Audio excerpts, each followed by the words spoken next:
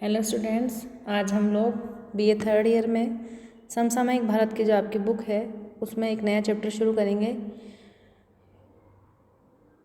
Unit 4 में आपके कुछ टॉपिक्स हैं जो भारत की सामाजिक और आर्थिक समस्याओं से जुड़े हुए हैं, जिसमें हम पहले पढ़ चुके हैं जनसंख्या वृद्धि के बारे में, गरीबी, तीसरा टॉपिक है बेरोजगारी और चौथी समस्या है सांप्रदायिकता। तो ये 4 बड़े ऐसे टॉपिक हैं जिसमें से चारों में से हर साल किसी न किसी एक मसले को उठाकर उससे संबंधित बड़े क्वेश्चन पूछे जाते हैं। तो आपको इसके लिए अच्छे से चारों को तैयार करना है कि ऐसे टॉपिक हैं जिनमें आपको अपने मस्तिष्क का दायरा थोड़ा विस्तृत करना है और आसपास की स्थिति को देख के आप इसका जो उत्तर हैं टॉपिक के वो आराम से लिख सकते हैं। तो ध्यान से पढ़िए इन चीज़ों को। और आज हम शुरू करते हैं बेरोजगारी। जैसा कि इसके शब्द से स्पष्ट हो रहा है कि ये ऐसी स्थिति होती है जब काम करने के लिए क्षमता रखने वाला, योग्यता रखने वाले और काम करने के इच्छुक व्यक्ति को जब रोजगार उपलब्ध नहीं हो पाता तो उस स्थिति को बेरोजगारी की स्थिति कहा जाता है। ये जो भारत की सामाजिक और आर्थिक समस्या है, यह भारत के लिए एक नवीन समस्या नहीं है। स्वतंत्रता के बाद से ही जब भारत में धीरे धीरे जनसंख्या में वृद्धि होने लगी, विस्थापितों का आगमन हुआ और साथ ही भारत की आर्थिक स्थिति में कमजोरी आई, आर्थिक विकास दर कम हुई, तो बेरोजगारी की जो समस्या थी वो धीरे धीरे बढ़ने लगी। हालांकि हमारे संविधान में नागरिकों के उत्थान और कल्याण के लिए अनेक प्रावधान किए गए हैं, व्यवस्था की गई हैं, लेकिन कहीं भी संविधान में नागरिकों के रोजगार के अधिकार के लिए कोई प्रावधान नहीं किए गए हैं। भारत की स्थिति देखी जाए बच्चों, तो भारत एक विशाल जनसंख्या वाला देश है। यहाँ की जनसंख्या दिनों दिन बढ़ती जा रही है। ऐसी स्थिति में हम किसी भी सरकार से, किसी भी सरकारी उपक्रम से हम यह आशा नहीं कर सकते कि बढ़ती जनसंख्या के अनुरूप रोजगार के साधन उपलब्ध होंगे। विकसित देशों की यदि देखा जाए तो विकसित देशों में बेरोजगारी पर नियंत्रण कायम है। वहाँ पर सरकार अपनी राष्ट्रीय नीति के अंतर्गत रोजगार की सुनिश्चितता और यदि किसी व्यक्ति को रोजगार उपलब्ध नहीं होता है तो उसको बेरोजगारी भत्ता दे करके उनकी जो आर्थिक समस्याएं हैं उनको कम करने का प्रयास किया जाता है।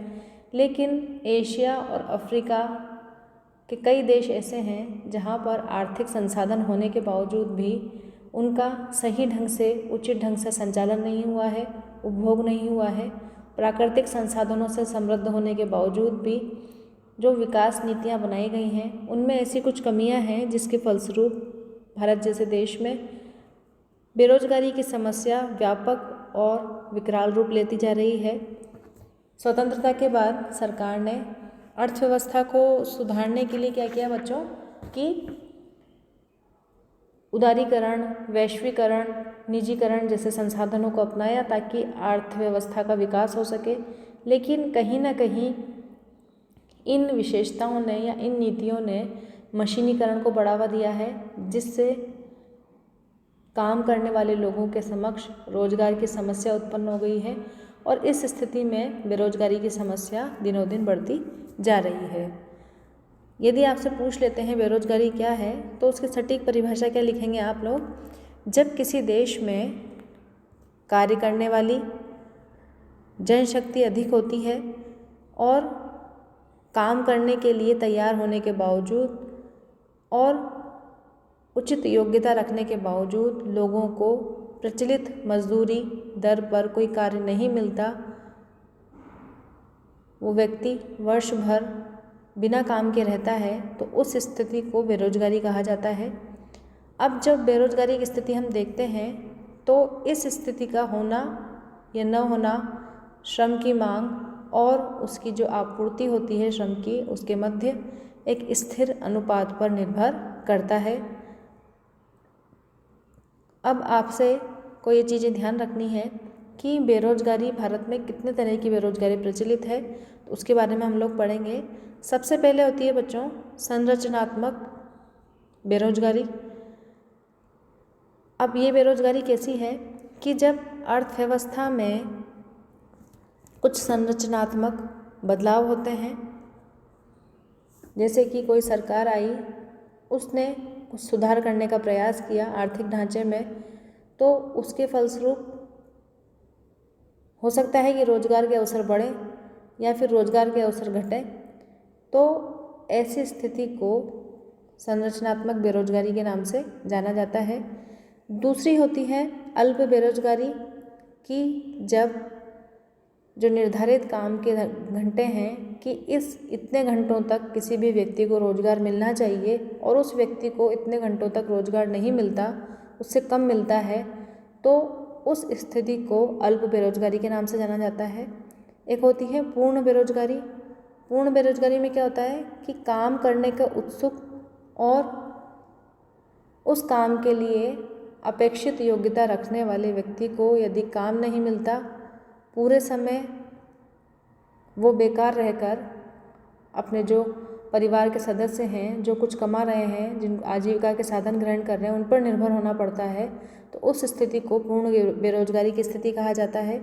एक होती है मौसमी बेरोजगारी, कि जब किसी व्यक्ति को वर्ष के कुछ महीनों में रोजगार प्राप्त होता है मौसम के हिसाब से, तो उसको हम क्या कहते हैं, मौसमी बेरोजगारी। और यह स्थिति कहाँ दिखाई देती है बच्चों, कृषि क्षेत्र में।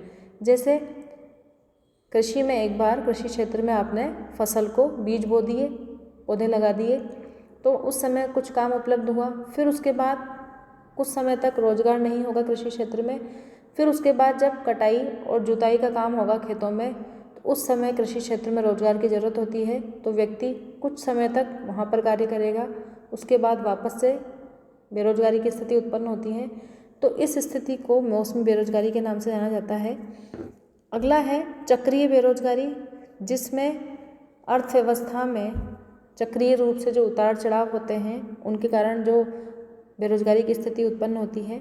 जैसे कि जब अर्थव्यवस्था में तेजी आती है किन्हीं कारणों की वजह से, तो रोजगार के साधन बढ़ेंगे, और यदि अर्थव्यवस्था में मंदी है, आर्थिक विकास दर कम है, तो रोजगार के साधन भी उस हिसाब से कम होंगे। तो इस तरह से हम भारत में बेरोजगारी की स्थिति देखते हैं और उसके प्रकारों को देखते हैं। आपको ये चीज़ ध्यान रखनी होगी, छोटे क्वेश्चन में पूछा जा सकता है आपसे कि भारत में जो बेरोजगारी के आंकड़े हैं उनका निर्धारण करने का कार्य किसके द्वारा किया जाता है। तो भारत में जो बेरोजगारी से संबंधित आंकड़े हैं वो राष्ट्रीय नमूना सर्वेक्षण संगठन, जिसे हम शॉर्ट में बोलते हैं NSSO, के द्वारा जारी किए जाते हैं। ये प्रतिवर्ष पूरे देश की स्थिति का अनुमान लगाकर और अन्य देशों से तुलना कर आंकड़े जारी करता है। जुलाई 2017 से जून 2018 के सर्वेक्षण के दौरान NSSO ने जो आंकड़े तैयार किए उसके अनुसार शहरी क्षेत्रों में बेरोजगारी की दर 7.8% रही और वो ग्रामीण क्षेत्र में 5.3% रही। तो ये बेरोजगारी से संबंधित परिचय हो गया, जिसको आप स्टार्टिंग में लिखेंगे। अब हम देखते हैं कि आखिर भारत में ऐसे कौन से कारण रहे जिसके फलस्वरूप बेरोजगारी की स्थिति ने इतना भयानक रूप धारण कर लिया है। सबसे पहले हम इसमें शॉर्ट में बताऊंगी, फुल में आप लोग देखिए, आप लोग सोचिए और उसके बाद अपने उत्तर लिखने का प्रयास कीजिए। जहाँ कोई दिक्कत हो वहाँ पूछिए क्लास में आके। सबसे पहला कारण जो है बेरोजगारी का वो भारत में है जनसंख्या में तीव्र गति से होने वाली वृद्धि। जनसंख्या में वृद्धि को बेरोजगारी से जोड़ के देखा जाए तो इसका अर्थ ये है कि किसी भी देश में यदि जनसंख्या तेज़ी से बढ़ती है तो वहाँ पर सरकार उस अनुपात में रोजगार का सृजन नहीं कर सकती, भले ही वो आर्थिक दृष्टि से समृद्ध हो, क्योंकि तेज़ी से बढ़ते जनसंख्या अनुपात के हिसाब से रोजगार का सृजन करना काफ़ी मुश्किल होता है। तो इस तरह से भारत जैसे देश में स्वतंत्रता के बाद से जो जनसंख्या वृद्धि दर तेज़ी से बढ़ी है उसको बेरोजगारी के लिए एक प्रमुख कारण माना जा सकता है। दूसरा कारण यदि हम देखें तो जनसंख्या में तेज़ी से वृद्धि हमने देख लिया। उसके बाद क्या हुआ है कि भारत की आर्थिक समृद्धि के साथ साथ शहरीकरण बढ़ा है, नगरीकरण बढ़ा है, लेकिन अनियोजित शहरीकरण के कारण भी लोगों को रोजगार के संसाधन उचित ढंग से प्राप्त नहीं हो पाए हैं। कृषि क्षेत्र में मशीनीकरण बढ़ने के कारण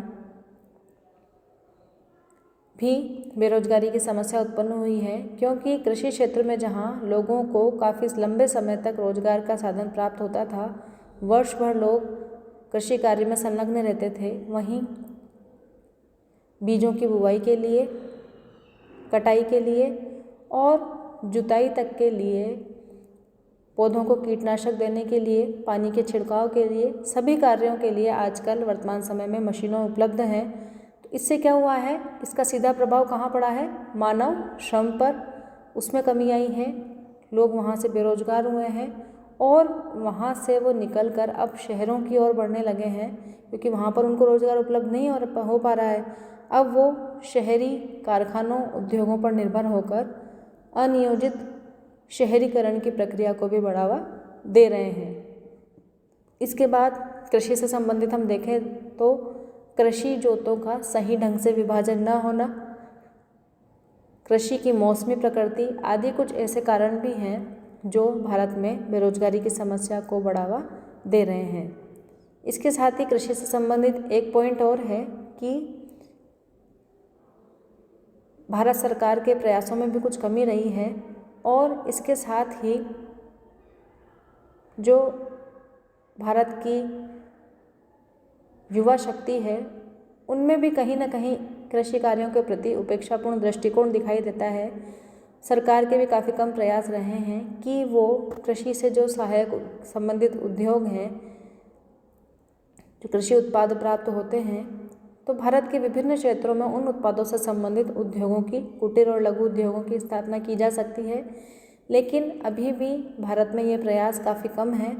यदि कृषि से संबंधित सहायक उद्योगों की स्थापना की जाए तो काफ़ी हद तक स्थानीय स्तर पर लोगों को रोजगार प्राप्त होगा और उनको अपने ग्रामीण क्षेत्र से बाहर जाकर रोजगार प्राप्त करने की आवश्यकता नहीं होगी।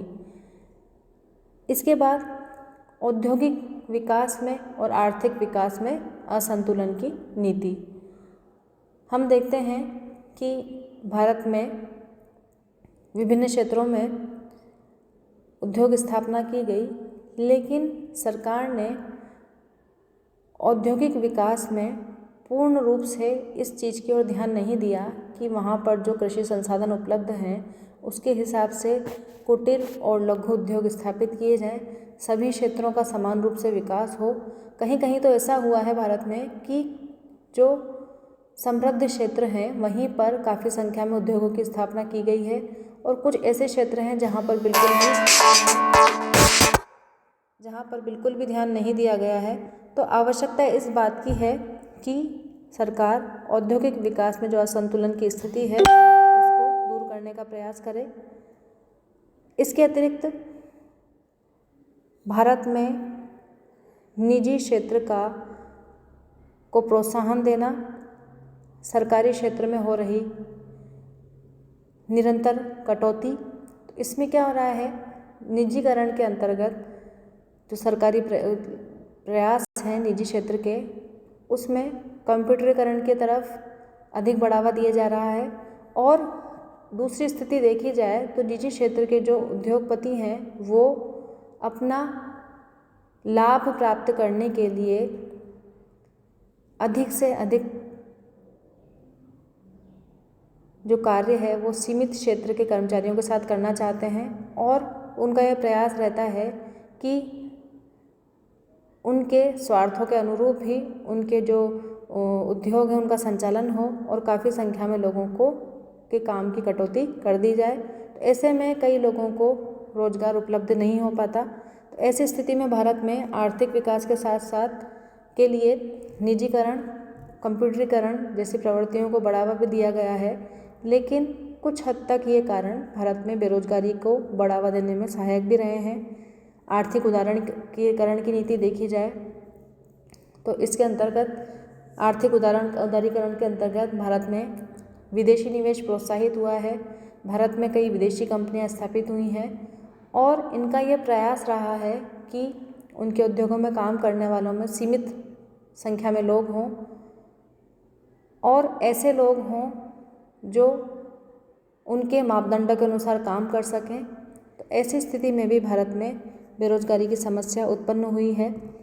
इसके अतिरिक्त यदि हम देखें तो जो भारत की शिक्षा प्रणाली है, चाहे वो स्कूली शिक्षा प्रणाली हो या फिर महाविद्यालय शिक्षा प्रणाली हो, उसमें कहीं ना कहीं इस बात की कमी रही है कि जो तैयार हो रहा है युवा वर्ग, उन्हें केवल किताबी ज्ञान प्राप्त हो रहा है, न तो स्कूली शिक्षा में और न ही महाविद्यालय की शिक्षा में कहीं भी व्यावसायिक शिक्षा का प्रावधान रखा गया है, ताकि यदि बच्चा स्नातक होकर निकलता है या 12वीं कक्षा के बाद उसके दिमाग में ये चीज़ हो कि मैं कुछ